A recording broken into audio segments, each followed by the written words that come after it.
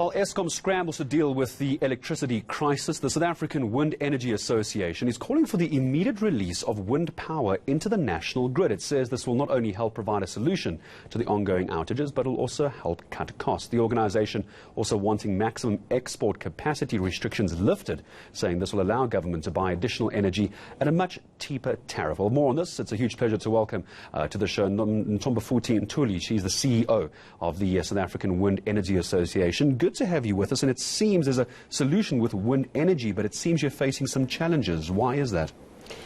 Okay, first of all, the solution that we are proposing is to say we've got a cap on the amount of power we can feed into the grid, and that is called maximum export capacity.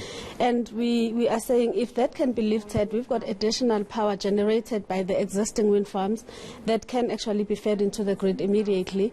All that is needed is an approval from government. Why would government not have approved this already in Ntombafuthi? For someone who doesn't know much about wind power, if you're able to provide power to the grid, I don't know how much, I'm sure you can tell me, why would government not have approved this up to now? We're in stage 6 load shedding situations. I think it has never come up. I can't say we have spoken to government proactively about it, but it's conditions written in the power purchase agreements that were signed for all those bid round 1 to round 3 projects. And therefore, if you are allowed to feed up to a certain level, any additional power that you can potentially generate cannot be fed into the grid at this stage. So if South Africans were wanting to know, and I'm sure the conversation you'll have with government, which you say you haven't had yet, for wind power to be fed into the grid, how much power are you talking, and is that immediately available, or is this something that needs to be rolled out, or can you flip a switch effectively and feed the grid? Well, it's power that is available. We've done some rough calculations on the existing fleet of wind farms. We've come up to about 200 to 500 megawatts that is available immediately that can be fed into the grid, but that is between the whole fleet of wind and solar PV.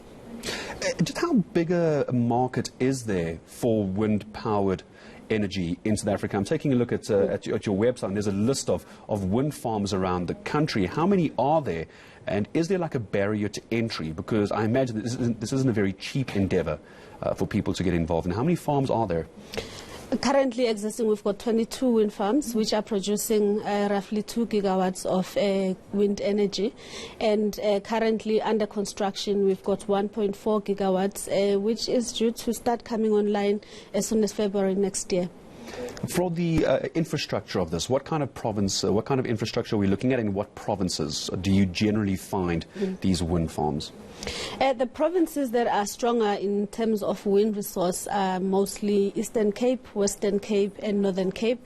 This is where you'll find a huge spread of wind farms because there is a huge wind resource in those areas. It doesn't mean that when those areas are taken up, we cannot start moving inland. It just means that the capacity factors might be reduced, and it might cost a little bit more to produce in those areas. But speaking of cost, wind is actually coming in much cheaper than it came for the round 1 projects. So those are options that can actually be explored. I really thank you for coming in and speaking to us this morning, and hopefully that conversation with government for all of South Africa's sake and Ntombafuthi will be taking place soon. That is Ntombafuthi Ntuli, CEO of the South African Wind Energy Association.